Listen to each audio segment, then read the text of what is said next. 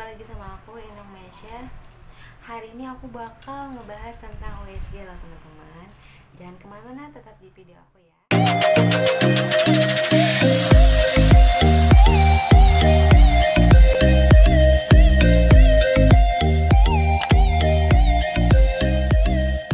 Oke teman-teman, nah di video kali ini aku bakal ngebahas tentang USG. Dan aku disclaimer dulu ya, bahwa tujuan video aku ini hanya untuk berbagi, apalagi untuk kalian yang baru menikah, apalagi yang mau punya anak, dan apalagi istrinya yang hamil gitu ya.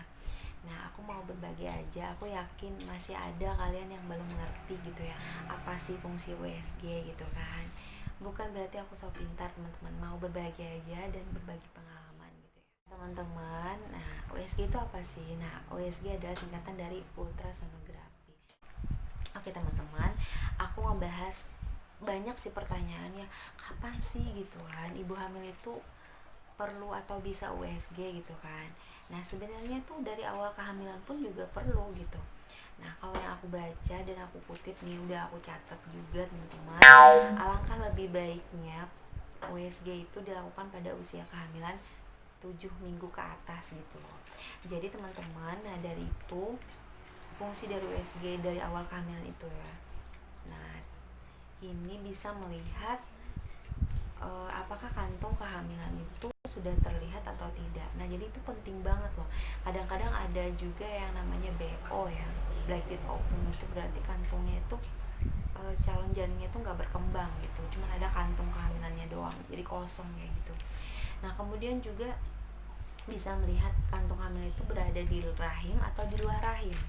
Nah, jadi dari USG pun bisa ketahuan gitu ya. Nah, aku mau cerita sedikit nih tentang pengalaman aku. Nah, aku waktu hamil anak pertama dan kedua itu sering banget USG gitu.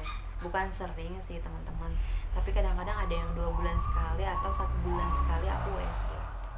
Teman-teman nih, aku juga punya pasien ya, sering kadang-kadang ada pasien yang memang belum ngerti sama sekali USG itu buat apa sih gitu.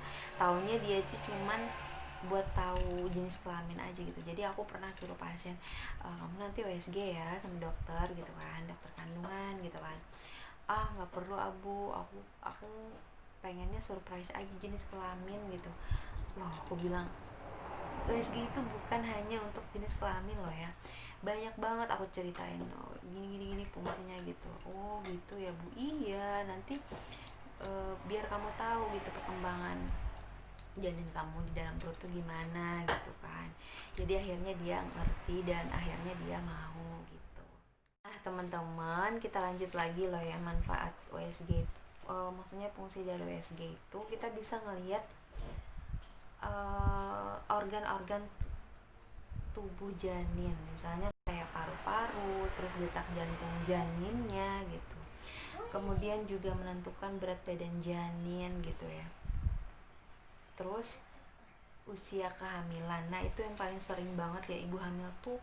Aku juga pernah nemuin pasien, bukan pernah, malahan kadang-kadang bisa sering ya, lupa haid terakhir. Jadi kan menentukan usia kehamilan itu agak susah gitu ya. Walaupun memang diraba gitu, memang ada ya, memang diraba itu kan memang ada ditentukan bisa dari rabaan gitu, tapi kadang-kadang bisa membingungkan juga. Nah makanya aku sering suruh pasien aku tuh udahlah USG aja gitu biar lebih pasti gitu kan. Tapi memang sih ya teman-teman, kadang-kadang USG juga kadang-kadang bisa meleset juga gitu ya, tapi ya paling beberapa hari lah gitu bedanya kadang-kadang sama perkiraan aku. Jadi menentukan perkiraan persalinan juga bisa dari USG gitu kan. Kadang-kadang memang nggak sama sih sama pemeriksaan aku, kadang-kadang memang kadang-kadang ada beda, kadang-kadang ada yang sama gitu, tapi paling beberapa minggu aja gitu ya. Nah kemudian juga bisa menentukan tadi udah berat badan janin ya, jumlah ketuban. Jadi kelihatan tuh jumlah ketubannya. Ketuban itu penting loh teman-teman. Ada yang kadang-kadang kan jumlah ketuban itu kadang-kadang ada yang kering gitu karena ketuaan udah hamilnya gitu ya. Kalau ketuban kering kan bahaya buat bayinya. Terus ada juga ketuban yang terlalu banyak. Aku pernah menemukan pasien seperti itu.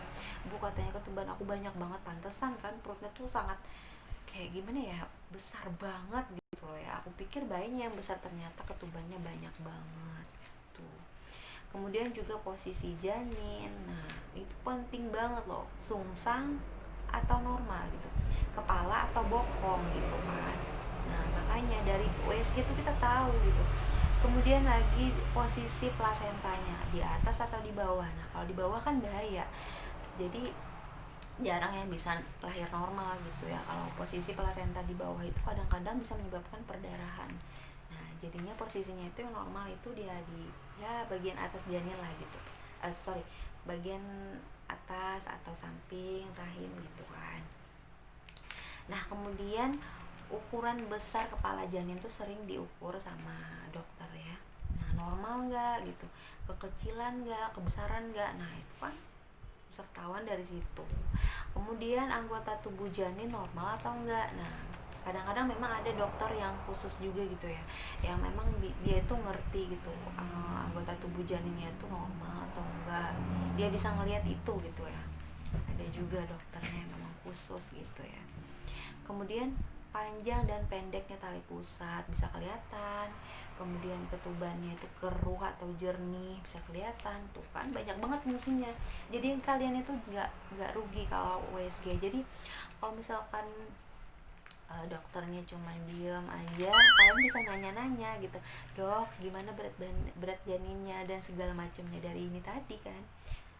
Terus juga bisa melihat aktivitas janin gitu, lagi ngapain sih dia, lagi misap-misap jarinya. Nah terus kalau untuk jenis kelamin sih menurut aku itu mah bonus aja gitu kan. Kadang-kadang juga bisa salah ya kan. Per bulan itu bagus loh untuk USG. Jadi insya Allah nggak apa-apa sih, malah dianjurkan gitu USG itu gitu. Bu, USG ini beda sama ronsen loh teman-teman. Nah kalau ronsen itu yang bisa bahaya untuk ibu hamil. Tapi ronsen juga atas indikasi dokter, mungkin ada sesuatu gitu ya.